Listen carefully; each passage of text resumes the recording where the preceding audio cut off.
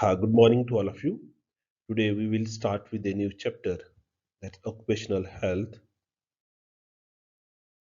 So occupational health is a comprehensive subject comprising the health, safety, and welfare of the workers at the workplace and off work environment.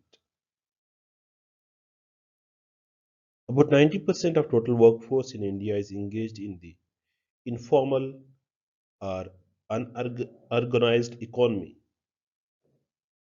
against the global average of 60%.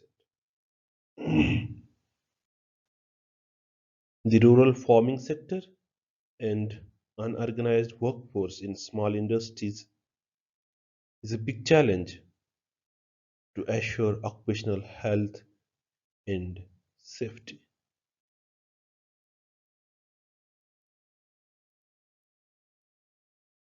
The Joint Committee of WHO and International Labour Organization defined occupational health as promotion, maintenance of the highest degree of physical, mental, and social well-being of workers in all occupations.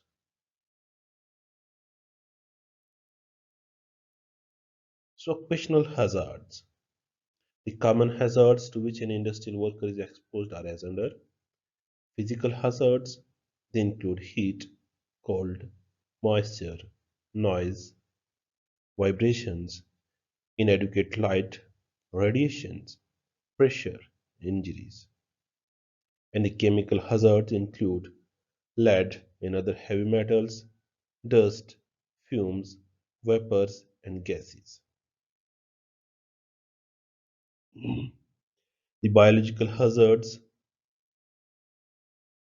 like anthrax and leptospirosis, brucellosis.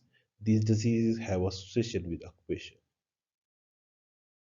And the social and psychological hazards, problems of adjustment and interaction with fellow colleagues, and unhealthy lifestyles.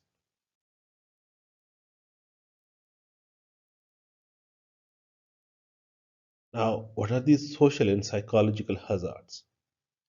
These are not essentially due to occupation, but may be related to family circumstances, interaction with fellow colleagues, and lifestyles. The symptoms and signs which are not related to any organic cause fall in this category of hazards. The psychological signs include tiredness, fatigue, headache, backache, absenteeism, and other vague symptoms for which no organic cause can be established.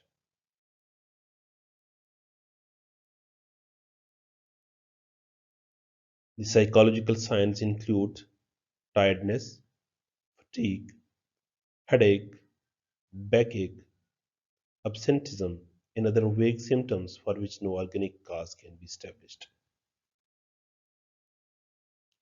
Feeling of isolation, loneliness, depression, unable to cope with stressful situation, frequent changeover of jobs, loss of interest in work are some of other manifestations.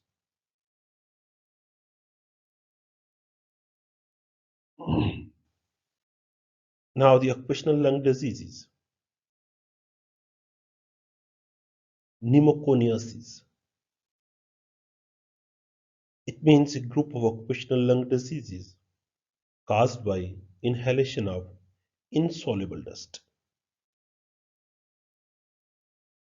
It can be caused by sclerogenous mineral dust, include silicosis, asbestosis, and anthracosilicosis.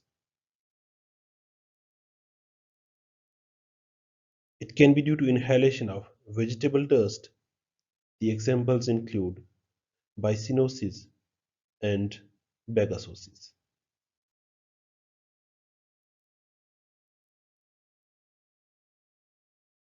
Now we will study the silicosis in detail.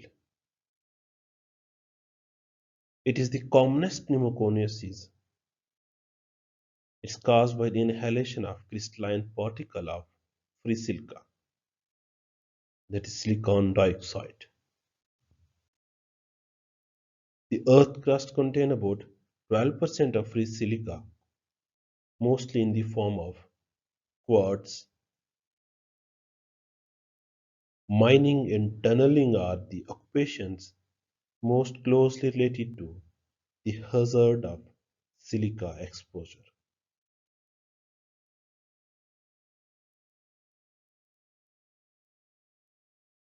Airborne particles of free silica are produced by blasting, grinding, drilling, and milling of rocks. Now, the occupational risk factor for silicosis: the workers engaged in hard rock mining and extraction, stone cutters, crushing, polishing of stone quarries, sandblasting in foundries, ceramic potteries, etc. They are exposed to the risk of silicosis. Exposure to large amount of free silica can pass unnoticed because silica is colorless, non-irritant, and does not cause any immediate noticeable effect. Silicosis is a major occupational health problem in India. It is responsible for high morbidity, mortality in industrial workers. There is no specific treatment for this progressive and irreversible disease.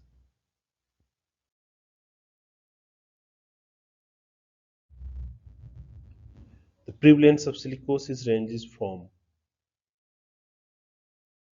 3.5% in ordnance factory to 54.6% in slate pencil industry. The symptoms include dyspnea and exertion, and considered to be the most frequent and directly related to symptoms of silicosis. And silicosis may develop within a few months to 2 years of massive exposure.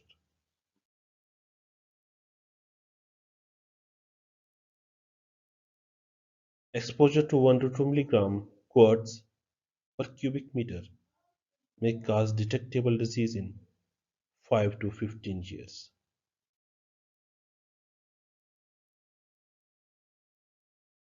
The X-ray changes starting first, followed by lung function abnormalities and appearance of symptoms. So first change will appear on X-ray. Now the risk of tuberculosis. The person who develops silicosis are more prone to develop pulmonary tuberculosis.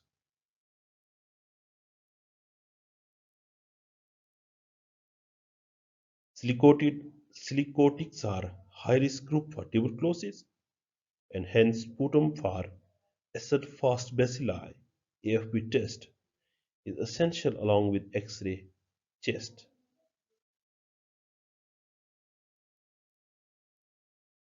Now the environmental assessment. The best means of assessment of exposure to crystalline silica in workplace is by size selective dust sampling in the breathing zone, preferably by using personal sampler.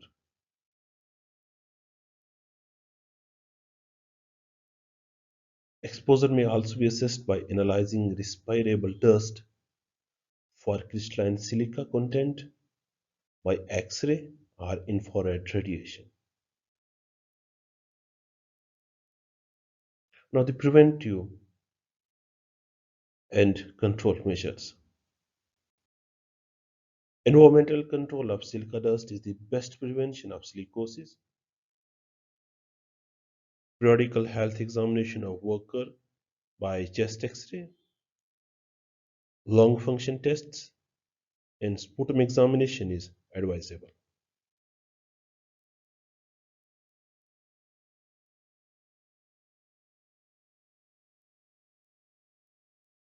The suppression of dust by technical control measures like pre-wetting, wet drilling should be rigidly enforced, and any residual dust should be controlled by proper ventilation. So National Institute of Occupational Health at Ahmedabad has developed exhaust system for grinding machines which effectively collect the dust in filter bag, and thereby it cuts down the level of dust by 93% in work environment.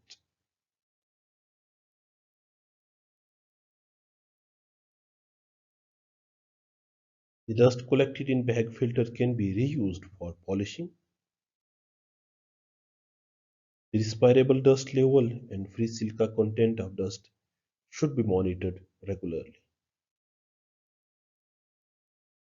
Whenever explosives are used, workers should be prevented from entering the dusty area until the dust is cleared by ventilation.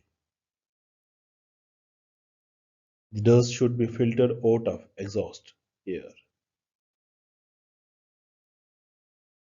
The personal protective measures include wearing of masks, pressure hoods, etc., air-conditioned cabs for truck drivers and operators of excavators and cranes should be provided.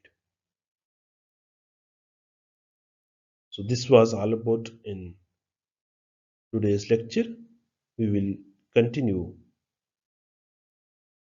the other common pneumoconiosis or occupational lung disease in coming lecture. Have a nice time.